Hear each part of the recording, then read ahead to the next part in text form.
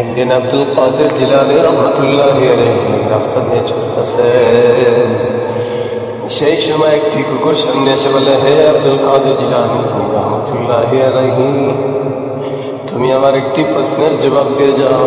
আব্দুল কাদের জিলানী রহমতুল্লাহি আলাইহি দাঁড়িয়ে গেলেন। দাঁড়িয়ে গিয়ে বললেন, হে কুকুর, তোমার কি প্রশ্ন বলো। সেই সময় কুকুর ডাক দিয়ে বললেন, হে আব্দুল কাদের জিলানী রহমতুল্লাহি আলাইহি, আমার প্রশ্ন হলো আমি সুন্দর নাকি তুমি সুন্দর? সেই কথা শুনে আব্দুল কাদের জিলানী রহমতুল্লাহি আলাইহি একটি চিন্তার মধ্যে পড়ে গেলেন।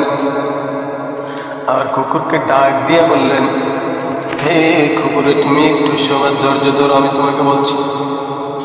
আর সে কিছু চিন্তা করলেন, যদি বলি কুকুর সুন্দর তাহলে আমার আল্লাহর পরিতা হবে, আর বলি কুকুর তুমি সুন্দর নয়, আমি আব্দুল কাদের জিলানী রহমতুল্লাহি আলাইহি সুন্দর, তাহলে আমার আল্লাহ রাব্বুল আলামিনের কথার উল্টো হবে।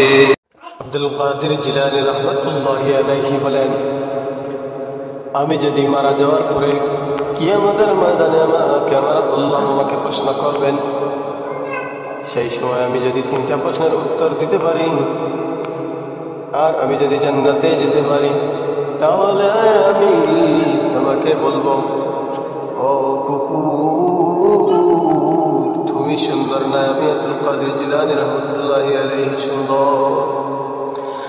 আর যদি সেই দিন কিয়ামতের ময়দানে আমার আল্লাহ আমাকে 3টা প্রশ্ন করবে, সেই 3টা প্রশ্নের উত্তর যদি দিতে না পারি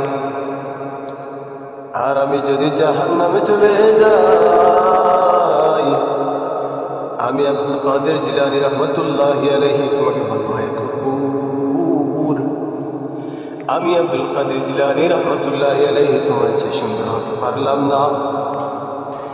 ও কুকুর, তুমি সুন্দর, তুমি অনেক সুন্দর। আমি কিয়ামতের ময়দানে যাওয়ার পরে তোমাকে বলবো,